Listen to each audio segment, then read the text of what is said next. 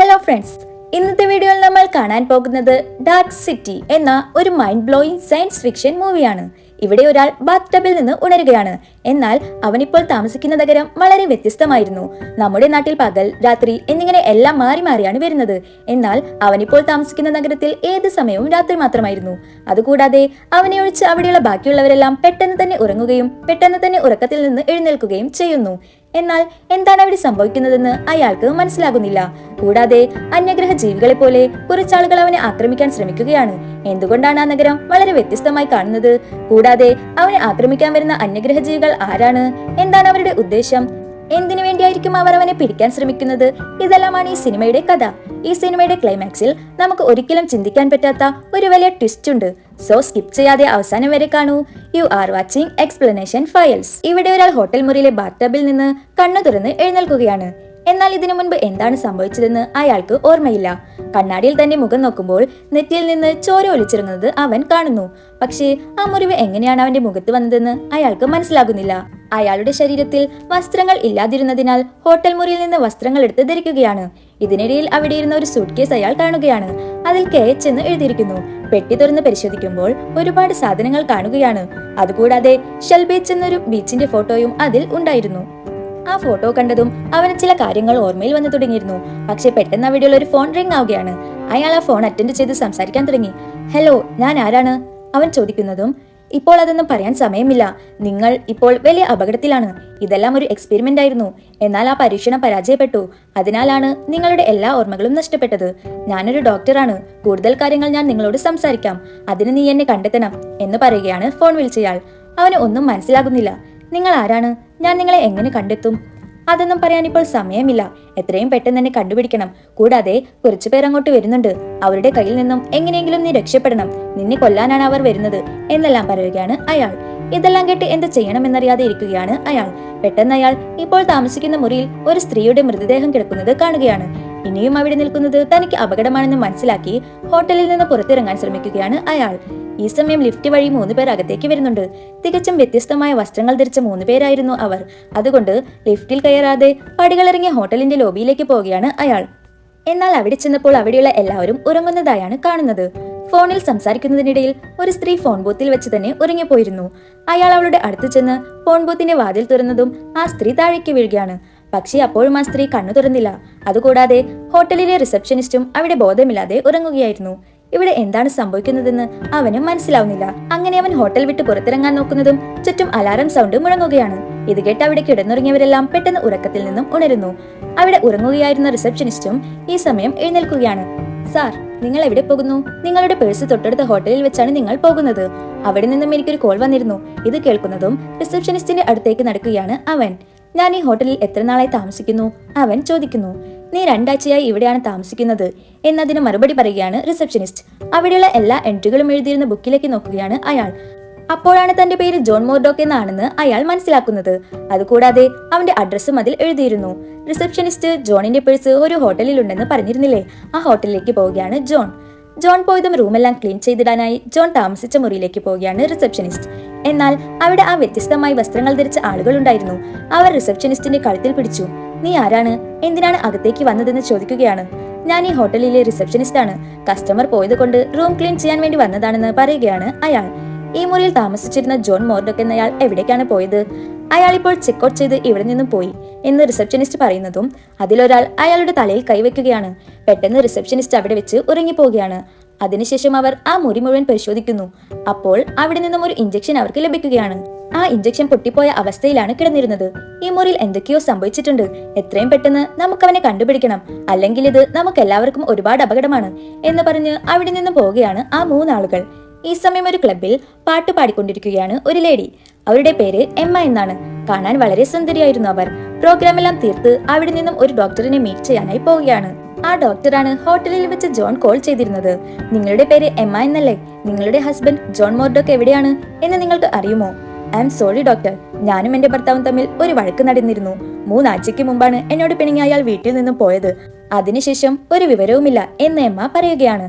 നിന്റെ ഹസ്ബൻഡ് ഇപ്പോൾ ഒരു വലിയ അപകടത്തിലാണ്. അവന് മെമ്മറി ലോസ് സംഭവിച്ചിരിക്കുകയാണ്. അതുകൊണ്ട് അവനെ കണ്ടാൽ പെട്ടെന്ന് തന്നെ എന്റെ അടുത്ത് കൊണ്ടുവരണം എന്ന് ഡോക്ടർ പറയുമ്പോൾ എമ്മയ്ക്ക് ഒന്നും തന്നെ മനസ്സിലാവുന്നില്ല. എന്നാലും അവൾ അതിനെ ഓക്കെ പറഞ്ഞ് അവിടെ നിന്നും പോവുകയാണ്. ഈ സമയം ജോൺ താമസിച്ചിരുന്ന ഹോട്ടൽ മുറിയിലേക്ക് പോലീസ് ഓഫീസേഴ്സ് വരികയാണ്. അവിടെ മരണപ്പെട്ടു കിടക്കുന്ന ലേഡിയെക്കുറിച്ച് അന്വേഷിക്കാനാണ് അവർ വന്നിരിക്കുന്നത്. ഈ ലേഡിയുടെ ദേഹത്തിലെ മുറിവ് വെച്ച് നോക്കുമ്പോൾ കുറച്ചു സമയത്തിന് മുൻപാണ് ഇവർ മരിച്ചിരിക്കുന്നത്. ആ സമയം ഈ മുറിയിലുണ്ടായിരുന്ന ജോൺ തന്നെയാണ് കൊലയാളി.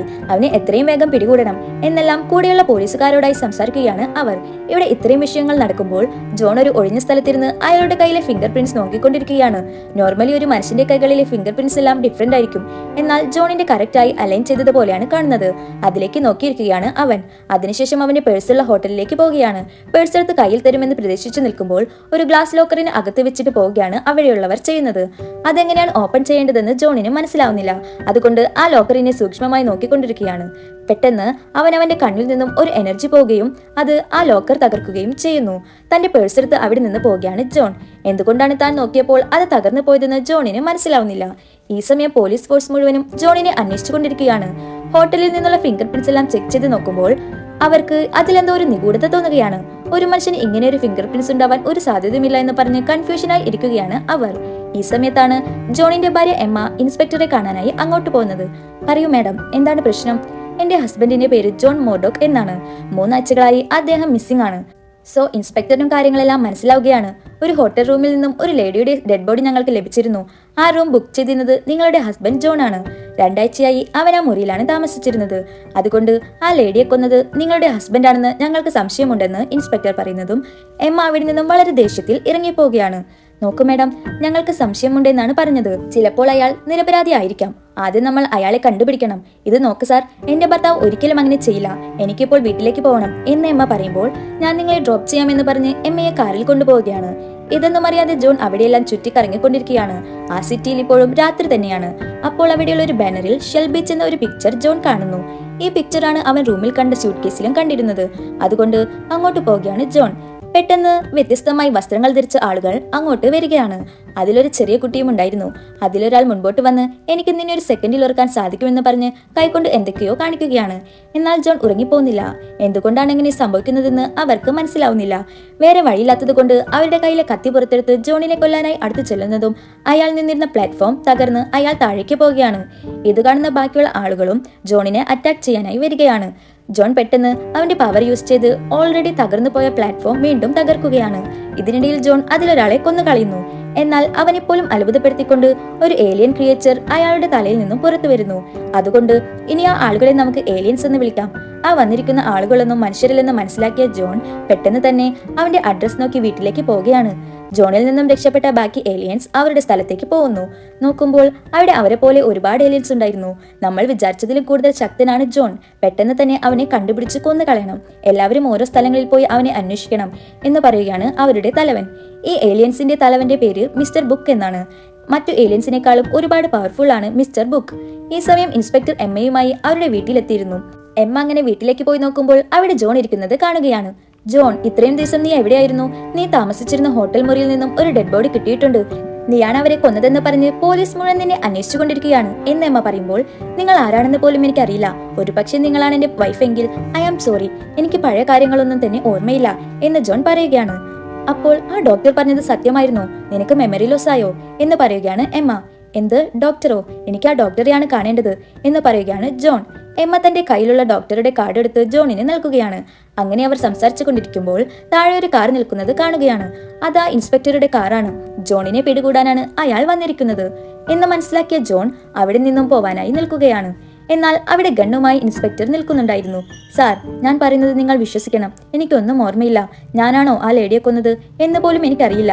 കറുത്ത വസ്ത്രങ്ങൾ ധരിച്ച കുറച്ച് ആളുകളാണ് അവരെ കൊന്നതെന്നാണ് എനിക്ക് തോന്നുന്നത് എന്ന് ജോൺ പറയുമ്പോൾ ഇൻസ്പെക്ടർ അതൊന്നും വിശ്വസിക്കുന്നില്ല. മര്യാദയ്ക്ക് എന്റെ കൂടെ സ്റ്റേഷനിലേക്ക് വായോ എന്ന് പറയുന്നതും എമ്മ ഇൻസ്പെക്ടറെ തള്ളി മാറ്റുകയാണ്. ആ തക്കത്തിൽ ജോൺ അവിടെ നിന്നും ഓടി രക്ഷപ്പെടുന്നു. ഇൻസ്പെക്ടർ അവനെ ഫോളോ ചെയ്യുന്നുണ്ടെങ്കിലും ജോൺ അവിടെ നിന്നും രക്ഷപ്പെട്ടിരുന്നു. എന്നാൽ ജോണിന്റെ കയ്യിൽ നിന്നും ഡോക്ടറുടെ വിസിറ്റിംഗ് കാർഡ് താഴെ വീണിരുന്നു. അതെടുത്ത് ഇൻസ്പെക്ടർ ഡോക്ടറുടെ സ്ഥലത്തേക്ക് പോവുകയാണ്. അതേ ഡോക്ടറെ കാണാൻ ഒരു ടാക്സി വിളിച്ച് ജോണും പോയിക്കൊണ്ടിരിക്കുകയാണ്. ആ ടാക്സി ഡ്രൈവറോട് ജോൺ സംസാരിക്കാൻ ആരംഭിക്കുന്നു. നിങ്ങൾക്ക് ഷെൽ ബീച്ച് എവിടെയാണെന്ന് അറിയുമോ? ഷെൽ ബീച്ച് എന്ന് ഞാൻ കേട്ടിട്ടുണ്ട്, അത് ലെഫ്റ്റ് പോയി പിന്നെ അങ്ങനെ പറഞ്ഞ് ഡ്രൈവറും കൺഫ്യൂഷനായി നിർത്തുകയാണ്. അയാൾക്കും കറക്റ്റ് ആ സ്ഥലം എവിടെയാണെന്ന് അറിയില്ല. ജോൺ ഡോക്ടറെ കാണുന്നതിന് മുൻപ് തന്നെ ഇൻസ്പെക്ടർ അവിടെ എത്തിയിരുന്നു. ഡോക്ടറോടായി ഒരുപാട് ചോദ്യങ്ങൾ ചോദിക്കുകയാണ് ഇൻസ്പെക്ടർ. എന്നാൽ അതിനെല്ലാം മറുപടിയായി സാർ, ഞാനിപ്പോൾ ഒരുപാട് ബിസിയാണ് എന്ന് പറയുകയാണ് ഡോക്ടർ. അതുകൂടാതെ ഇൻസ്പെക്ടറുടെ ഇപ്പോഴത്തെ ജീവിതത്തെക്കുറിച്ചും അയാൾ മനസ്സിൽ വിചാരിക്കുന്ന കാര്യങ്ങളെല്ലാം ഡോക്ടർ കറക്റ്റായി പറയുകയാണ്.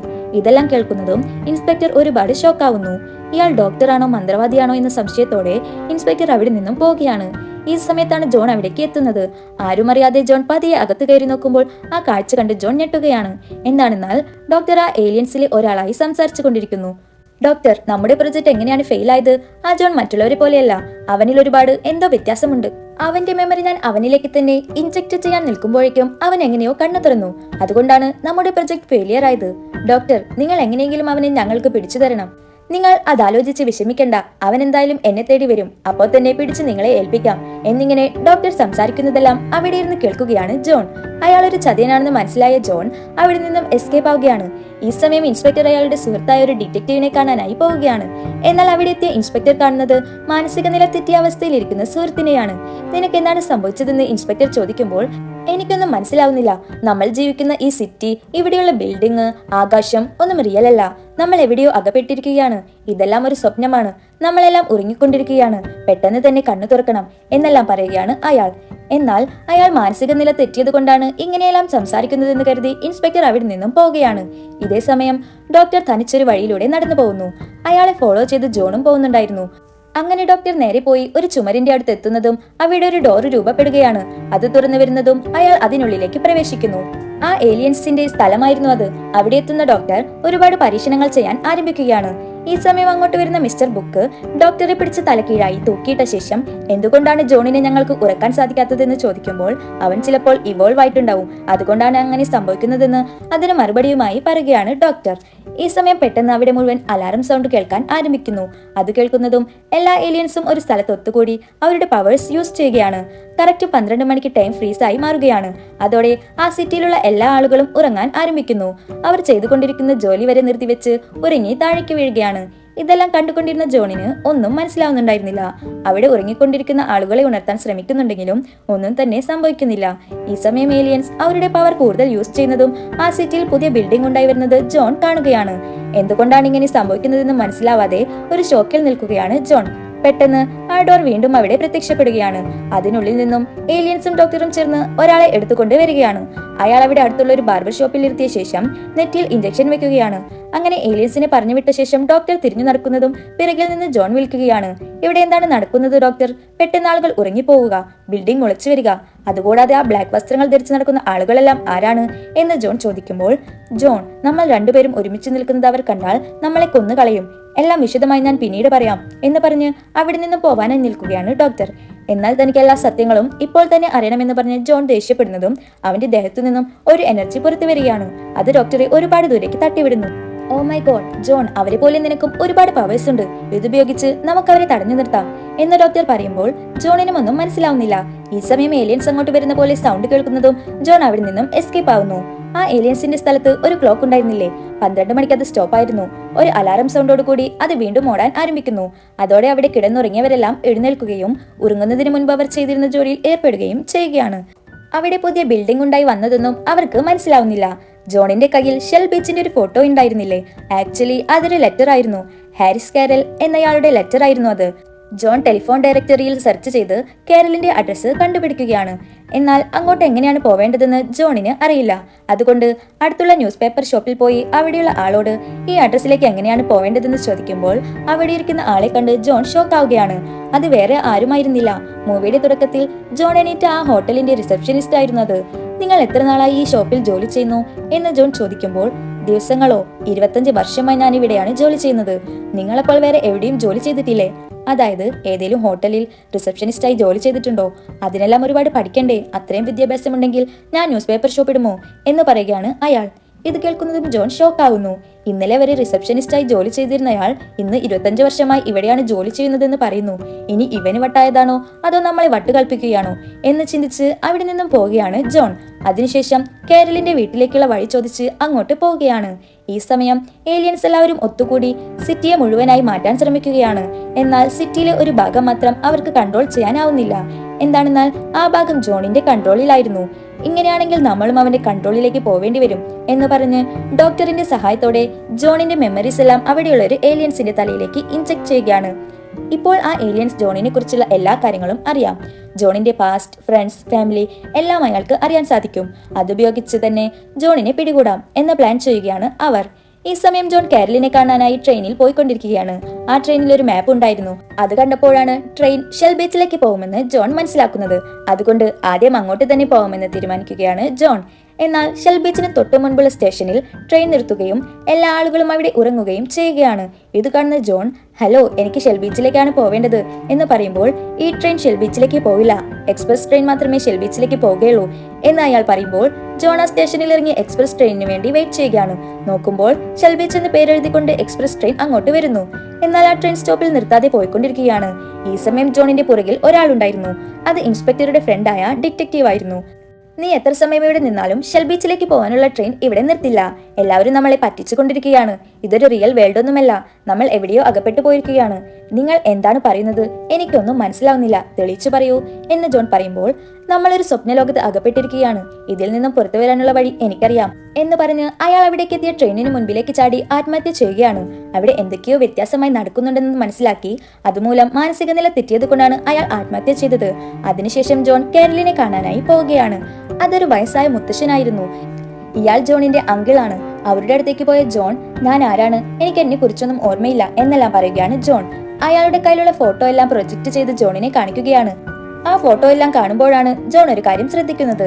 അതിൽ ജോണിന്റെ പണ്ടത്തെ ഫോട്ടോയിൽ എല്ലാം കയ്യിലൊരു പാട് കാണുന്നുണ്ട്. എന്നാൽ ഇപ്പോൾ അവന്റെ കയ്യിൽ ഒന്നും തന്നെ കാണുന്നില്ല. അതുകൊണ്ട് ആ ഫോട്ടോയിലുള്ളത് ഞാൻ തന്നെയാണോ എന്ന് സംശയിക്കുകയാണ് ജോൺ. ഈ സമയം എമ്മ ഒരു സ്ഥലത്തേക്ക് നടന്നു പോയിക്കൊണ്ടിരിക്കുകയാണ്.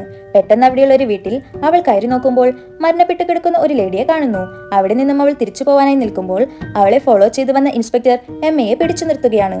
ഇപ്പോൾ ഈ കൊലപാതകങ്ങളെല്ലാം നീയാണല്ലോ ചെയ്യുന്നത്, എന്നിട്ട് നിന്റെ ഭർത്താവിന്റെ തലയിൽ കെട്ടിവെക്കുകയാണല്ലേ എന്ന് ഇൻസ്പെക്ടർ പറയുന്നതും, ഞാനല്ല അവരെ കൊന്നത്. ഇവിടെ എത്തിയപ്പോൾ ഈ വീട്ടിൽ കയറണമെന്ന് എനിക്ക് തോന്നി. ഞാൻ വന്ന് നോക്കുമ്പോൾ അവർ മരിച്ചു കിടക്കുന്നതാണ് കാണുന്നത് എന്ന് എമ്മ പറയുമ്പോൾ അവിടെ ഒരു ചെറിയ പെൺകുട്ടിയുടെ ശബ്ദം കേൾക്കുകയാണ്. നോക്കുമ്പോൾ കട്ടിലിനടിയിൽ ഒരു പെൺകുട്ടി ഒളിച്ചിരിക്കുന്നത് കാണുന്നു. ഇപ്പോൾ മരണപ്പെട്ട ആ ലേഡിയുടെ മകളാണത്. സോ എമ്മയും ഇൻസ്പെക്ടറും ആ പെൺകുട്ടിയെ രക്ഷിക്കുന്നു. എന്താണ് ഇവിടെ സംഭവിച്ചതെന്ന് അവർ ചോദിക്കുമ്പോൾ ആ പെൺകുട്ടി വരച്ചൊരു ഡ്രോയിങ് എടുത്ത് കാണിക്കുകയാണ്. അതിൽ വ്യത്യസ്തമായ വസ്ത്രങ്ങൾ ധരിച്ച ആ 3 ഏലിയൻസ് വന്ന് ചെറിയ കുട്ടിയെ ഭയപ്പെടുത്തുന്നത് പോലെയായിരുന്നു അത്. ആ ഡ്രോയിങ് കാണുമ്പോൾ ജോൺ എന്ന് പറഞ്ഞതെല്ലാം സത്യമായിരുന്നു എന്ന് ആലോചിക്കുകയാണ് ഇൻസ്പെക്ടർ. എന്താണെന്നാൽ ജോണും ഇതുപോലെ കറുപ്പ് കളർ ഡ്രസ്സ് ധരിച്ച ആളുകളാണ് കൊല ചെയ്തതെന്ന് പറഞ്ഞിരുന്നു. ഈ ഡ്രോയിങ് കാണുന്നതും അത് കൺഫേം ആക്കുകയാണ്. ഈ സമയം അങ്കിൾ കാരൽ എമ്മയെ വിളിച്ചു. ജോൺ എന്റെ കൂടെയുണ്ടെന്ന് പറയുകയാണ്. അത് കേട്ടതും ഇൻസ്പെക്ടറും എമ്മയും കൂടെ അങ്ങോട്ട് പോവാൻ നിൽക്കുന്നു. എന്നാൽ ഇതെല്ലാം ഒരു ഏലിയൻ കേട്ടിരുന്നു. ആ ഏലിയനാണ് ഇപ്പോൾ ജോണിന്റെ മെമ്മറിയിൽ ഉള്ളത്. അത് വെച്ച് ജോണിന്റെ വൈഫിനെ ഫോളോ ചെയ്തു. ഇപ്പോൾ ജോണിന്റെ ലൊക്കേഷനും ആ ഏലിയന് മനസ്സിലാക്കി. അങ്ങനെ വീണ്ടും ഷാർപ്പ് 12 മണിയാവുന്നതും സിറ്റിയിലുള്ളവരെല്ലാം ഉറങ്ങുകയാണ്. എന്നാൽ ജോൺ മാത്രം ഉറങ്ങുന്നില്ല. ഈ കാര്യം ആ ഏലിയൻസിനും അറിയാം. അതുകൊണ്ട് ജോണിനെ പിടികൂടാനായി വരികയാണ് അവർ. അങ്ങനെ ഒരു സ്ഥലത്ത് വെച്ച് ജോണിനെ അവർ അറ്റാക്ക് ചെയ്യുന്നു. ഈ സമയം ആ സിറ്റിയിലുള്ള വീടുകളെല്ലാം മാറാൻ ആരംഭിക്കുകയാണ്. ഈ സമയം ജോൺ തന്നെ അറ്റാക്ക് ചെയ്യാനായി വന്ന ഒരു ഏലിയനെ പിടിച്ചുവെച്ച ശേഷം, എന്തിനാണ് ഇങ്ങനെയെല്ലാം ചെയ്യുന്നത്? ഇവിടെയുള്ള ആളുകളെല്ലാം പെട്ടെന്ന് എങ്ങനെയാണ് ഉറങ്ങിപ്പോകുന്നത്? വീടുകൾക്കെല്ലാം എന്താണ് സംഭവിക്കുന്നത് എന്ന് ചോദിക്കുകയാണ്. എന്താണെന്നാൽ, ഞങ്ങളും നിങ്ങളെ പോലെ ആവാൻ ആഗ്രഹിക്കുന്നുണ്ട്, അതിനുവേണ്ടിയാണ് ഇങ്ങനെയെല്ലാം ചെയ്യുന്നത് എന്ന് പറയുകയാണ് ആ ഏലിയൻ. അയാൾ എന്തിനെ പറ്റിയാണ് സംസാരിക്കുന്നതെന്ന് ജോണിന് മനസ്സിലാവുന്നില്ല. അതുകൊണ്ട് പെട്ടെന്ന് തന്നെ അവിടെ നിന്നും എസ്കേപ്പായി ഓടുകയാണ് ജോൺ. ഈ സമയം സിറ്റിയിലെ ആളുകൾ എഴുന്നേൽക്കുകയും അവരുടെ ജോലികൾ തുടരുകയും ചെയ്യുന്നു. അപ്പോഴേക്കും എമ്മയും ഇൻസ്പെക്ടറും അങ്കിളിന്റെ വീട്ടിൽ എത്തിയിരുന്നു. ജോണും അവിടെ തന്നെ ഉണ്ടായിരുന്നു. അവിടെ എത്തുന്ന അവർ ഇൻസ്പെക്ടറിന്റെ കാറിൽ രക്ഷപ്പെടുകയാണ്. ജോൺ, ഇവിടെ എന്താണ് നടക്കുന്നത്? നീ പറഞ്ഞതുപോലെ തന്നെ ബ്ലാക്ക് കളർ വസ്ത്രം ധരിച്ച ആളുകൾ ഒരു ലേഡിയെ കൊന്നിരിക്കുന്നു. സാർ, ഞാൻ പറഞ്ഞാൽ നിങ്ങൾ വിശ്വസിക്കുമോ എന്ന് എനിക്കറിയില്ല. നിങ്ങൾ ഷെൽ ബീച്ചിനെ കുറിച്ച് കേട്ടിട്ടുണ്ടോ? ആ, ഞാൻ കേട്ടിട്ടുണ്ട്. എങ്കിൽ ആ ഷെൽ ബീച്ചിലേക്ക് എങ്ങനെയാണ് പോവേണ്ടത്?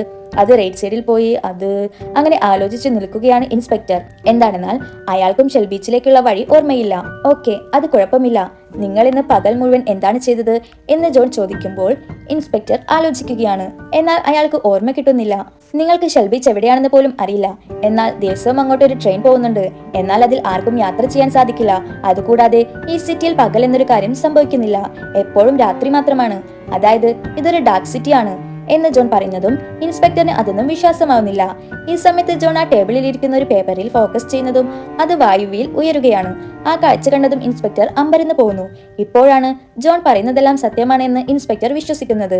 ഈ സമയം ഏലിയൻസ് പോലീസ് സ്റ്റേഷനിലേക്ക് വരികയും അവിടെയുള്ള പോലീസുകാരെ ഇറക്കിയ ശേഷം ജോണിനെ പിടികൂടാനായി വരികയാണ്. എന്നാൽ ജോൺ അവിടെ ഇല്ലായിരുന്നു. ഇൻസ്പെക്ടറും ജോണും കൂടി ഡോക്ടറെ കാണാൻ പോയതായിരുന്നു. ഇവിടെ എന്താണ് സംഭവിക്കുന്നത്? തനിച്ചു കാണുമ്പോൾ എന്നോട് എല്ലാം പറയാമെന്നല്ലേ പറഞ്ഞത് എന്ന് ജോൺ പറയുമ്പോൾ, ഞാനും അത് നിങ്ങളോട് പറയണമെന്ന് തന്നെയാണ് ആഗ്രഹിക്കുന്നത് എന്ന് പറഞ്ഞ് കയ്യിൽ ഗണ്ണെടുക്കുകയും മറ്റേ കയ്യിൽ ഒരു ഇഞ്ചക്ഷൻ എടുത്ത ശേഷം, മര്യാദക്ക് നീ ഇഞ്ചക്ഷൻ എടുക്ക്, എന്നാൽ മാത്രമേ ഞാൻ പറയുകയുള്ളൂ എന്ന് പറയുമ്പോൾ പിന്നിൽ നിന്നിരുന്ന ഇൻസ്പെക്ടറും ഡോക്ടറെ ഗൺ പോയിന്റിൽ നിർത്തുകയാണ്. ഈ സമയം ജോൺ ആ ഇഞ്ചക്ഷൻ എടുത്ത് പോക്കറ്റിൽ വെക്കുന്നു. ഡോക്ടർ, മര്യാദയ്ക്ക് ഞങ്ങളെ ഷെൽ ബീച്ചിലേക്ക് കൂട്ടിക്കൊണ്ടുപോ എന്ന് പറയുന്നതും, നിങ്ങൾ അങ്ങോട്ട് പോയത് കൊണ്ട് യാതൊരു പ്രയോജനവുമില്ല എന്ന് ഡോക്ടർ പറയുന്നുണ്ടെങ്കിലും അവരുടെ ഭീഷണി ഭയന്ന് ഡോക്ടർ അവരെ അങ്ങോട്ട് കൊണ്ടുപോവുകയാണ്. കാറിൽ ഒരുപാട് ദൂരം പോയി, പിന്നീട് ബോട്ടിൽ കയറി ഒരു സ്ഥലത്തേക്ക് കൊണ്ടുപോയി. ഇതാണ് ഷെൽ ബീച്ച് എന്ന് പറയുകയാണ്. വളരെ ആകാംക്ഷയോടെ ജോൺ അങ്ങോട്ട് പോയി നോക്കുമ്പോൾ അവിടെ ബീച്ചിന് പകരം കാണുന്നത് ചുമരിൽ വരച്ചു വെച്ചിരിക്കുന്ന ഒരു ബീച്ചിന്റെ പിക്ചറാണ്. ഇത് കാണുന്നതും ജോണിന് വിശ്വസിക്കാനാവുന്നില്ല. ഞാൻ പറഞ്ഞതല്ലേ ഇങ്ങോട്ട് വന്നിട്ട് ഒരു കാര്യവുമില്ല എന്ന്, ഈ സിറ്റിയിൽ ബീച്ചൊന്നുമില്ല എന്ന് ഡോക്ടർ പറയുകയാണ്. എന്നാൽ ജോണും ഇൻസ്പെക്ടറും ആ ചുമരിന് മറുവശം ബീച്ചുണ്ടാവുമെന്ന് കരുതി ആ ചുമർ പൊളിക്കാൻ ആരംഭിക്കുന്നു. എന്നാൽ ഒരുപാട് കഷ്ടപ്പെട്ടിട്ടും അവർക്കത് മുഴുവനായി തകർക്കാൻ സാധിക്കുന്നില്ല. ഈ സമയം ജോൺ അവന്റെ പവർ യൂസ് ചെയ്ത് ആ മതിൽ തകർക്കുകയാണ്. അങ്ങനെ അപ്പുറത്ത് ബീച്ചാണെന്ന് കരുതി അവർ നോക്കുമ്പോൾ കാണുന്നത് സ്പേസ് ആണ്. നിറയെ നക്ഷത്രങ്ങളും ഗാലക്സികളും നിറഞ്ഞ സ്പേസ് ആണ് കാണുന്നത്. ഇത് കണ്ട് ഷോക്കായി നിൽക്കുകയാണ് അവർ.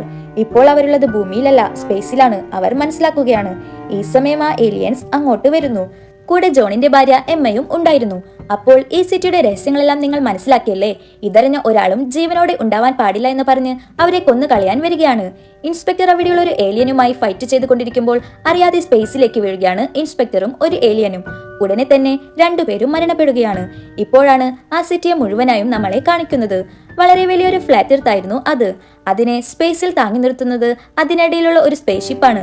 ഈ സമയം ജോൺ ഏലിയൻസായി ഫൈറ്റ് ചെയ്യാൻ പോകുമ്പോൾ അവർ എമ്മയെ കാണിച്ച് ഭീഷണിപ്പെടുത്തുകയാണ്. മര്യാദക്ക് ഞങ്ങളുടെ കൂടെ വന്നോ, അല്ലെങ്കിൽ ഇവളെ കൊന്നു കളയുമെന്ന് അവർ പറയുമ്പോൾ അവരെ കൂടെ വരാമെന്ന് സമ്മതിക്കുകയാണ് ജോൺ. അങ്ങനെ അവർ ജോണിനെ പിടിച്ചു വെക്കുകയാണ്. ഇവന് നമ്മളെക്കാൾ കൂടുതൽ പവറുണ്ട്, ഇവനെ കൊന്നു കളയുന്നതിന് പകരം നമ്മളുടെ ഒരാളാക്കി മാറ്റാമെന്ന് പറഞ്ഞ് ജോണിന്റെ നെറ്റിയിൽ ഒരു ഇഞ്ചക്ഷൻ വെക്കാൻ ട്രൈ ചെയ്യുകയാണ്. ആ ഇഞ്ചക്ഷനിൽ ഏലിയൻസ് കണ്ടുപിടിച്ച ഫേക്ക് മെമ്മറീസ് ആണ് ഉള്ളത്.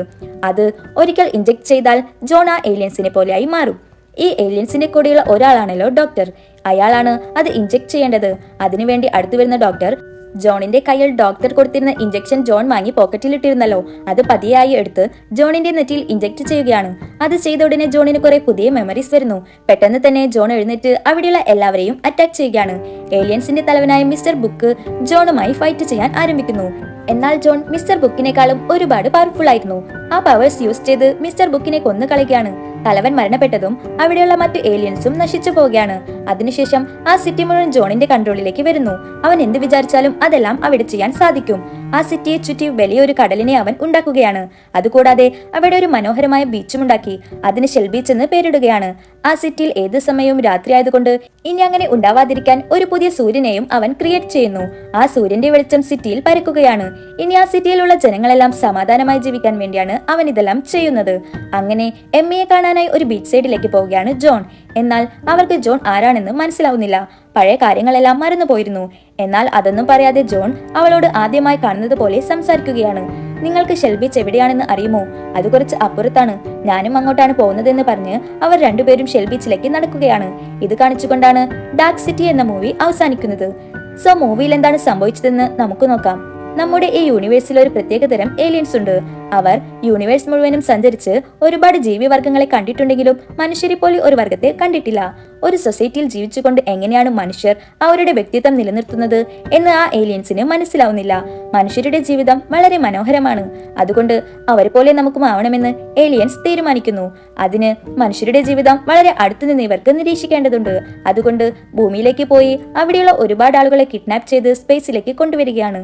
അവർ കൊണ്ടുവന്ന ആളുകളെയെല്ലാം മെമ്മറി എടുത്തു കളഞ്ഞ ശേഷം ആ സിറ്റിയിൽ താമസിപ്പിക്കുകയാണ്. ആ ഏലിയൻസിന് സൂര്യപ്രകാശം ഏറ്റാൽ അവർ നശിച്ചു പോവും. അതുകൊണ്ടാണ് ആ സിറ്റിയിൽ ഏത് സമയവും ഇരുട്ടായിരിക്കുന്നത്. അങ്ങനെ ജോണിനെയും ഇഞ്ചക്ട് ചെയ്യുന്നതിനിടയിൽ അവൻ ഞെട്ടി എഴുന്നേൽക്കുകയാണ്. അങ്ങനെ ഒരു മനുഷ്യനും ഇതുവരെ എഴുന്നേറ്റിട്ടില്ല. അതുകൊണ്ട് തന്നെ ഇവൻ സ്പെഷ്യൽ ആണെന്ന് ഡോക്ടർക്ക് മനസ്സിലാവുന്നു. ഒരു ഘട്ടത്തിൽ ജോണിനും ഏലിയൻ പോലെ പവർ ഉണ്ടെന്ന് മനസ്സിലായ ഡോക്ടർ ലാബിലേക്ക് പോയ ശേഷം ഒരു മെമ്മറി ഉണ്ടാക്കിയെടുക്കുന്നു. അതിൽ ജോണിന്റെ ചെറുപ്പവും ഓരോ ഘട്ടത്തിലായി ആ ഡോക്ടർ തന്നെ അവന്റെ ജീവിതത്തിലേക്ക് വന്ന് അവന്റെ പവേഴ്സ് എങ്ങനെയാണ് യൂസ് ചെയ്യേണ്ടതെന്നെല്ലാം ജോണിനെ പഠിപ്പിക്കുന്ന രീതിയിലുള്ള മെമ്മറിയാണ് അത് ഇൻജെക്ട് ചെയ്യുമ്പോഴാണ് ജോൺ എഴുന്നേറ്റ് ആ ഏലിയൻസിനെ എല്ലാം കൊന്നു കളയുന്നത്. എങ്ങനെയാണ് ജോണിന് ഇത്രയും പവേഴ്സ് ലഭിച്ചതെന്നാൽ ജോൺ അവിടെയുള്ള മറ്റു ആളുകളെ പോലെയല്ല, അവൻ ഇവോൾവ് ആയിരുന്നു. അതുകൊണ്ടാണ് അത്രയും പവേഴ്സ് അവന് ലഭിച്ചത്.